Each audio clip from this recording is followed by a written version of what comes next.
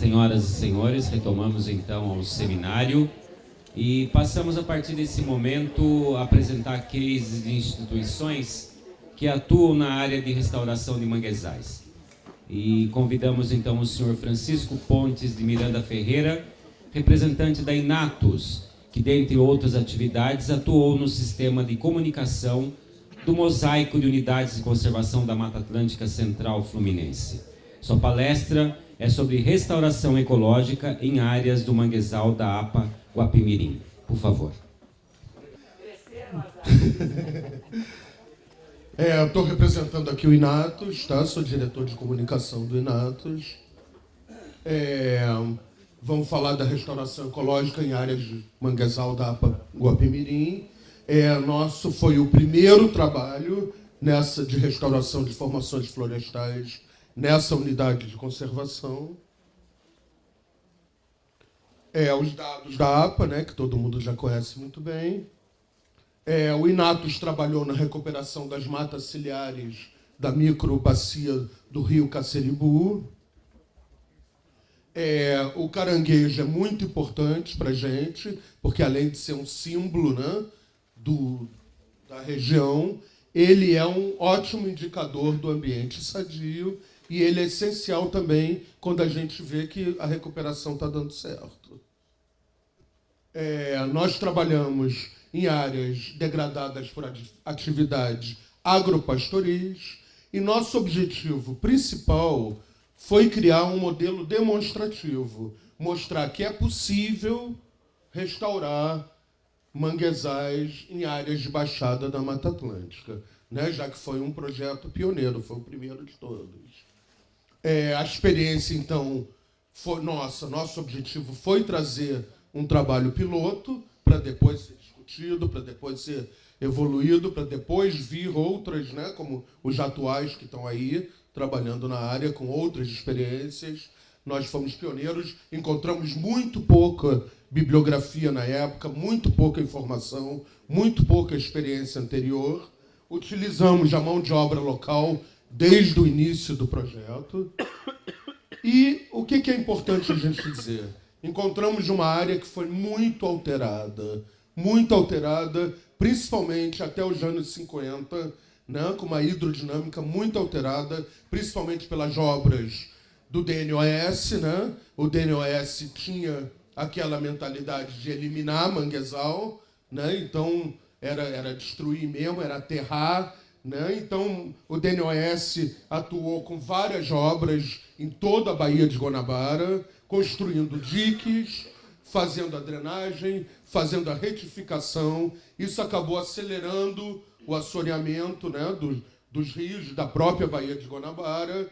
E esses vários diques foram construídos para evitar o alagamento. Isso acabou destruindo o manguezal e também alterando toda a questão da salinização, toda a questão, né, da entrada de água doce, água salgada. Isso foi altamente alterado com as obras do DNOS. Qual é a nossa prioridade, né? A gente já entrou ali naquele espaço com a prioridade de conectar fragmentos florestais e fazer uma conexão possível entre serra e mangue, né? Que a gente está ali na área do Mosaico Central Fluminense, em que a gente pega desde do ambiente de manguezal até o ambiente, né, dos parques que estão ali próximos, Parque Nacional de Serra dos Jorgas, Parque Estadual dos Três Picos, e fortalecer com isso, né, geneticamente a flora e a fauna da região. O primeiro terreno que trabalhamos foi uma área de 9 hectares, uma propriedade da União, localizado no município de Itaboraí, né? E aquela região foi toda desmatada para risicultura, que não deu certo, óbvio, né? Porque por causa, inclusive, da questão do sal, né, da salinização, a risicultura não deu certo naquele lugar. E aí o que aconteceu? O capim dominou a região e esse capim justamente impedia o desenvolvimento do mangue. Tá? Então era um terreno que teve a supressão vegetal para fins de agricultura. Então a gente vê, né, o capim, lá no fundo a gente vê alguma coisa ainda de mangue, né? Então esse capim justamente não deixando o desenvolvimento do mangue. Aí a gente localizou todos os canais naturais de drenagem, né, nessa área 1, essenciais para o trabalho, né? E aí, olha aqui, né, o capim impedindo, né, o desenvolvimento do manguezal. E aí, na área 1, a gente usou esse tipo de tecnologia. O transplantio de mudas, o lançamento das sementes, a complementação com o viveiro, como o Maurício falou anteriormente, né? O transplantio foi essencial, a complementação com a muda de viveiro, a reposição de mudas, o tutoramento das mudas e o roçado da vegetação espontânea. Tá? Ali um pouco dos números. Aí o mapa, né, do trajeto necessário, né, para fazer tudo isso. Então, né, o embarque, como é que via da sede, entrava no mangue. Para a realização, a gente chegou à conclusão que o roçado baçal é essencial, né, o mais nível do solo, para você, né, garantir a sua erradicação, né, senão o capim voltava, né, então ele tinha que ser roçado o mais próximo possível. Então, a gente definiu assim o tipo de manejo para as gramíneas, né? Olha o roçado, né, baçal. Ali, ó, o desentoco da raiz, né, de cada planta. E aí, o acompanhamento do roçado seletivo utilizou a técnica do transplantio, né? Como a gente está vendo aí na figura. No caso do capim lá, esse aí você retira ou deixa ele ali mesmo? Não, retira, né? Você corta e retira tudo ele. Exatamente. Não, ele fica ali, ó. fica uma parte. Ficou todo no terreno. Até para virar matéria orgânica para ajudar ali. Exatamente. Essa técnica disseminou e hoje é desenvolvida em todas as ações de recuperação do manguezal na unidade. Aí o terreno foi recuperado, né? Com essa espécie aí, né?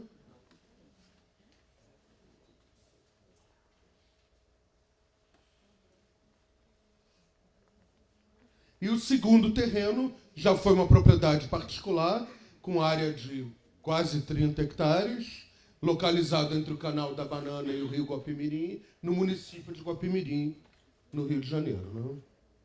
O terreno, e aí a gente encontrou, né, um terreno com diferentes características dentro do próprio terreno. Então a gente tinha o manguezal, tinha a transição para o cachetal, né, com características de água doce predominante, bem como os pastos integrados aos diques construídos. E aí, né, então, olha aí, a gente encontrou dique, pasto, mangue e área alagada nesse mesmo terreno. Então, na área 2, teve um tratamento para a área do mangue. Né, olha a área de mangue ali, a área de transição. Teve um tratamento diferenciado para a área de dique. Aí, na área de dique. Isso tudo as obras do DNOS, que eu mencionei antes. A área 2 também teve tratamento diferenciado para a área de pasto. Área de pasto. E para a área de transição. Tá? Ali, área de transição. E aí a paisagem de Caixotal, né, que a gente encontrou, que é o quê? O IP do Brejo, né, que ocorrem em várzea do litoral da Mata Atlântica, tá, que foram muito destruídos por atividades agropecuárias ao longo do Brasil, principalmente no Vale da Ribeira, né, ficou famoso a destruição desse tipo de vegetação, hoje protegidos por lei, e a reprodução é feita a partir de sementes. Então, a área alagada, que teve um tratamento também diferente. Área alagada. Tá? A técnica de pasto atendeu os procedimentos tradicionais de plantio. Né? Já para o alagado, a utilização de espécies arbóreas adaptadas a terrenos encharcados, com água doce, né? Porque ali teve todo, né, esse terreno que não tinha a influência do sal, integrado às samambaias do mangue. Aí a distribuição do plantio, né? E outra preocupação o tempo todo foi a minimização do processo erosivo nas margens do rio, né? Aí, como a gente vê, ó, preocupação com a área sujeita à erosão. O desenvolvimento rápido dessa espécie aí, a inflorescência das mudas, e aí a questão da maré, né? A maré, antes, a questão das sementes, né? A entrada das sementes, antes do roçado e depois do roçado. E aí o que a gente se preocupou também ao longo do projeto? Com o treinamento de EPI, com o treinamento na roçadeira, com a segurança das embarcações, com plano de emergência, com mapa de risco, ou seja, com registro fotográfico. Então, houve toda uma preocupação nesse projeto, sendo um projeto pioneiro, né? Então, foi necessário todos esses procedimentos. A relação de equipe, os comportamentos, as práticas de campo. E aí a gente criou um manual. E esse manual, né, para ser utilizado por todos que seguirem aí no trabalho, né? Então, foi criado um manual. Aí são partes do manual, que vai desde os procedimentos nas embarcações, né, os procedimentos para coleta e transporte dos propágulos de sementes, né? Então, isso tudo são trechos do manual. Tá? As espécies,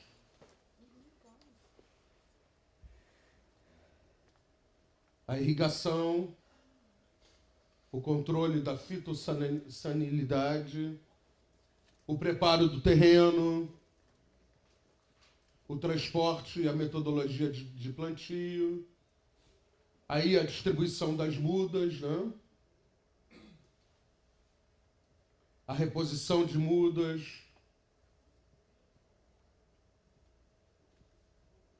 e o estudo da fitossociologia e distribuição das espécies vegetais, tá? Que fez a identificação e percepção ambiental das paisagens. O método de avaliação ecológica rápida foi utilizado, a identificação de matrizes, né, a identificação de ocorrência de espécies vegetais arbóreas de arbustiva, a frequência e a dominância. As ações realizadas com a coleta dos propágulos, das sementes ciliares e paludosas, coleta do solo em área de influência de maré e o transporte do material coletado. O viveiro, né? A compostagem na área do viveiro, a parte, né, das embalagens plásticas, a produção de mudas, o registro diário e mensal de todas as atividades do viveiro, da semeadura, do lote, data. Tá tranquilo. A base do projeto e o viveiro, localizado lá na APA Guapimirim.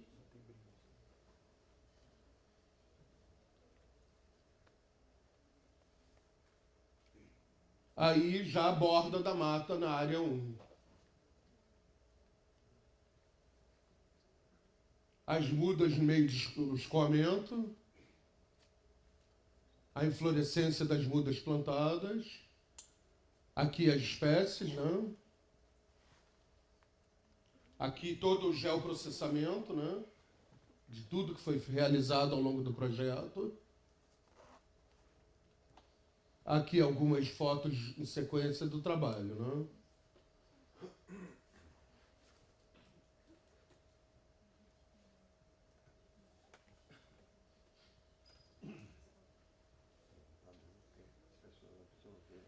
E aí, né, os instrumentos estratégicos, que é o estímulo à sucessão ecológica de floresta. Nós pensamos sempre no Pacto de Restauração da Mata Atlântica, na Lei da Mata Atlântica, e queremos incentivar ao máximo os pactos municipais de conservação e recuperação da Mata Atlântica, que muito poucos municípios têm ainda isso, né, têm isso estabelecido. Ou seja, é um desafio aí. Tá? O projeto atendeu os objetivos, foi encerrado em maio de 2012. Muito obrigado. Eu queria agora passar um filmezinho de 3 minutos, tá? Que faz parte da TV Mosaico, e a gente filmou os projetos de restauração florestal ao longo do mosaico. Aí tem 3 minutinhos que é desse projeto específico.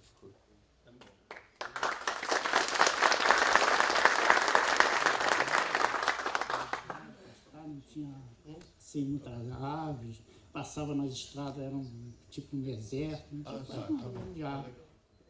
O guarda florestal também é um exemplo de como a atividade pode gerar novos empregos em áreas rurais e melhorar a qualidade de vida local. Antes a gente vivia mais quase para... Não tinha uma economia boa, não tinha quase um dinheirinho para a gente manter quase nem a família. A vida da gente era mais mato, caçava, não tinha quase rendimento, nem trabalho. Hoje a pessoa está aqui, trabalha num ambiente bom, É um pouquinho mais pra frente. vive mais a vida aqui, porque a gente está matando mato, são bem melhor. E para mim isso foi ótimo. Não só para mim, para muitos funcionários que estão aí, melhorou muito essa régua. Pronto, agora. A aproximadamente 50 quilômetros da régua, pesquisadores, representantes de organizações não governamentais e de instituições públicas visitam uma área de recuperação ambiental na APA Guapimirim. O projeto vem sendo realizado pelo Instituto Nacional de Tecnologia e Uso Sustentável, INATUS. Essa área aqui esse aqui é um terreno da União, com 9,8 hectares. E nesse terreno aqui, esse terreno ele era todo descampado e o que dominava ali era esse tipo de capim, tá? Era uma gramínea muito bem adaptada a essa condição. A área, degradada por atividades agropastoris, aos poucos dá lugar novamente aos caranguejos, um dos melhores indicativos de um mangue sadio. O principal objetivo desses reflorestamentos que a gente viu ali é trazer um modelo demonstrativo, né, de que é possível sim restaurar áreas de manguezal, áreas de baixada da Mata Atlântica degradadas. Por isso a gente escolheu 2 pequenas áreas, né, não são áreas que vão resolver toda a região degradada, mas que trazem para a gente metodologias, técnicas de como a gente poder fazer isso numa escala maior. A mão de obra, mais uma vez, é local. O ex-caseiro e agora reflorestador tem orgulho da nova profissão. Aqui é maravilhoso. Por mais que tenha essa lama aqui, mas a gente já acostumamos com isso aqui. Eu acho que hoje eu nem sei viver mais sem trabalhar aqui com mangue. Não tem nem condição de eu me ver trabalhando em outro serviço. Eu gosto muito disso aqui, do que a gente faz. Não só eu, como meus amigos também. Eles gostam muito disso aqui.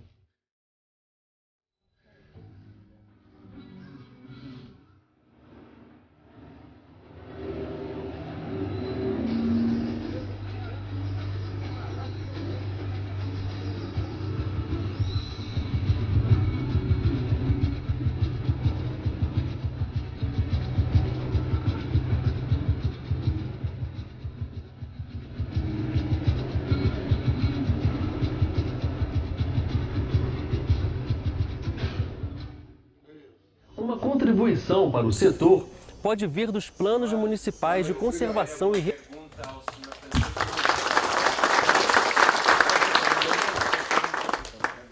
Alguma pergunta? Tranquilo? Por favor. Bom dia, sou o Flávio, Valente do INEA. José, a gente acompanhou um pedaço desse projeto que você mostrou lá na APA Guapimirim, e especificamente naquela área de transição do mangue para o cachetal. Você falou que o modelo, né, previsto para essas áreas seria um espaçamento 3x2. Entretanto, naquela área lá, a gente teve um espaçamento muito superior, de 10 por 2 hectares, se não me engano. Qual foi o motivo dessa alteração? Eu não sei responder isso. Você sabe responder isso, Maurício? O Francisco, né, ele é o diretor de comunicação eu não sou. da ONG. Jogo, Então ele não sabe, mas de fato naquela área o projeto inicial era um espaçamento muito menor. Depois, quando a gente foi fazer a verificação, o monitoramento, viu que na implantação, por algum erro ali do operacional, ficou com um espaçamento muito maior. E hoje, isso aí era objeto de um TAC, da FCA, né, de uma empresa ligada à Vale, por um derramamento de óleo em 2005, né, e eles estão sendo obrigados a, nessa área de cacheta, não em toda a área que foi citada, né, vocês viram que tem uma área de manguezal de 9 hectares que foi para frente, né, existe uma outra área que é como se fosse um mosaico, né, é uma área de transição, tem um fundo de manguezal, tem um dique e tem uma parte de cacheta. Então, numa parte de 10 hectares, eles têm que retomar esse projeto por falha na implantação. E você está participando junto do INER e está obrigando eles a retomarem o projeto lá nessa área. Tá? É uma área difícil, né? A ideia ali uma mata paludosa, né? Não é a mangue, é uma área de domínio de água doce, então tinha uma dificuldade de não ter no momento a metodologia estabelecida, mas de qualquer forma eles erraram na implementação.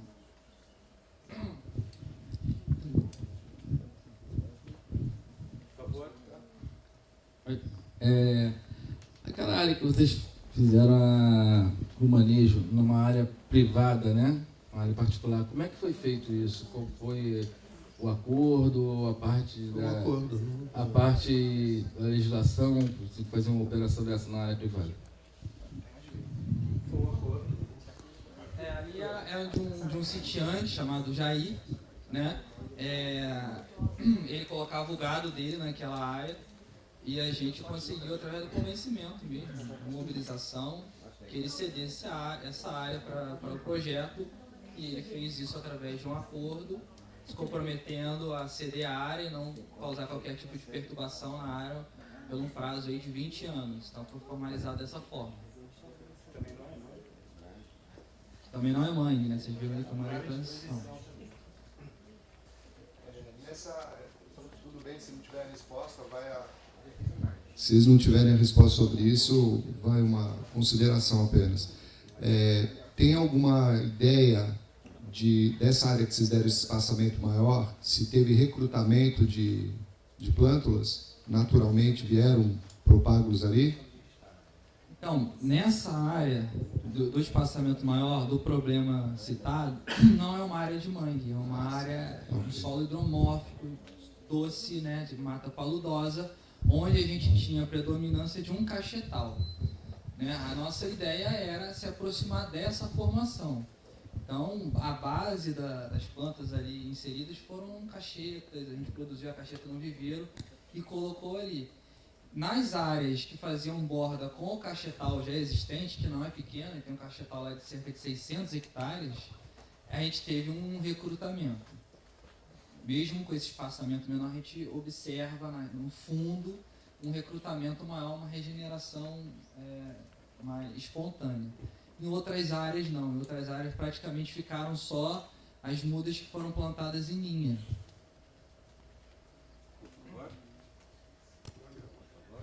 Eu agradeço a participação do senhor Francisco e para ter uma dinâmica melhor dos trabalhos dessa manhã, eu vou pedir que apresente os casos e depois tem um tempo de 20 minutos para que a gente possa fazer os questionamentos. Combinado assim?